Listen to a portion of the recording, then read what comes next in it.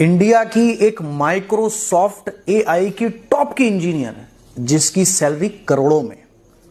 جب دل میں اللہ درد دیتا ہے نا، انسانیت کا درد ہوتا ہے، تو آدمی بے چین ہو جاتا ہے. وہ ظلم نہیں دیکھ سکتا، وہ سب کچھ برداشت کر سکتا ہے لیکن ظلم برداشت نہیں کر سکتا. وہ دنیا کا ہر نقصان برداشت کر لے گا لیکن ظلم کے خلاف وہ چپ نہیں بیٹھے گا.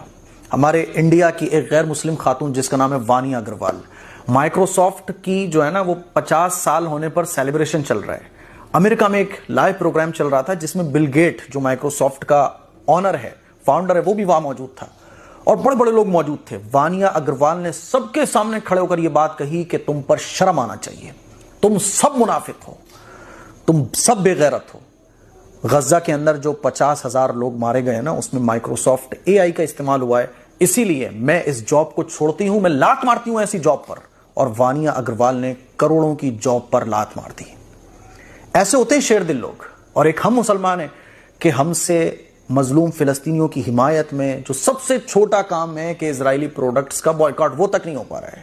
ہمارے فنکشنز میں، ہمارے پروگرامز میں، ہم مسلمانوں کی دکانوں میں اسرائیلی پروڈکٹ موجود ہے.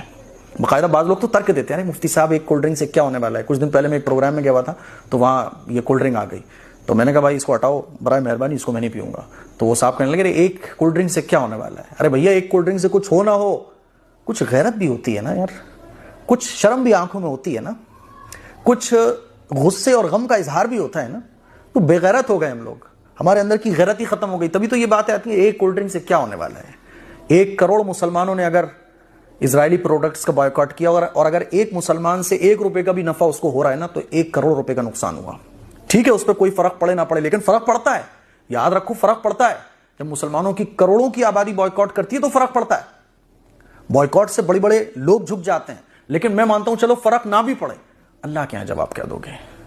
ارے وہ بڑھیا حضرت یوسف علیہ السلام کو خریدنے کے لیے ایک ریل کا دھاگا لے کے، ریل کی بٹیا لے کے جا رہی تھی. کسی نے پوچھا اماں وہاں تو بڑے بڑے پیسے والے آئے حضرت یوسف کو خریدنے، تمہارا کیا ہوگا؟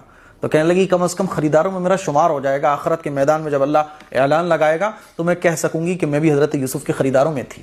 ایک چڑیا چونچ میں پانی لے کے حضرت ابراہیم علیہ السلام کو آگ میں جب ڈالا گیا تو پانی ڈالنے جا رہی ہے. تو پوچھا فرشتے نے کیسے کیا ہوگا؟ کتابوں میں لکھا ہے چڑیا کہنے لگی کہ جب حضرت ابراہیم علیہ السلام کو بچانے والوں میں نام ہوگا تو میرا بھی اس میں شمار ہو جائے گا. غیرت کی بات ہوتی ہے. ہمارے اندر سے غیرت ہی ختم ہو گئی ہے کہ اسرائیلی پروڈکٹس ہمارے سامنے موجود ہوتے ہیں، ہم گٹ گٹ گٹ گٹ گٹ پی رہے ہوتے ہیں. ہماری دکانوں میں اسرائیلی پروڈکٹ بھرے ہوتے ہیں، ہم بیچ رہے ہوتے ہیں اور ہم خریدنے جا رہے ہوتے ہیں. غیرت ختم ہو گئی، آنکھوں کی شرم ختم ہو گئی. ایک وانیا اگروال ہے جس کے اندر غیرت موجود ہے، وہ ظلم کے خلاف ایسے آواز اٹھا رہی ہے کہ کروڑوں پہ لات مار رہی ہے. اور ایک ہم ہے کہ اپنے ذائقے سے بھی کمپرومائز کرنے کو تیار نہیں.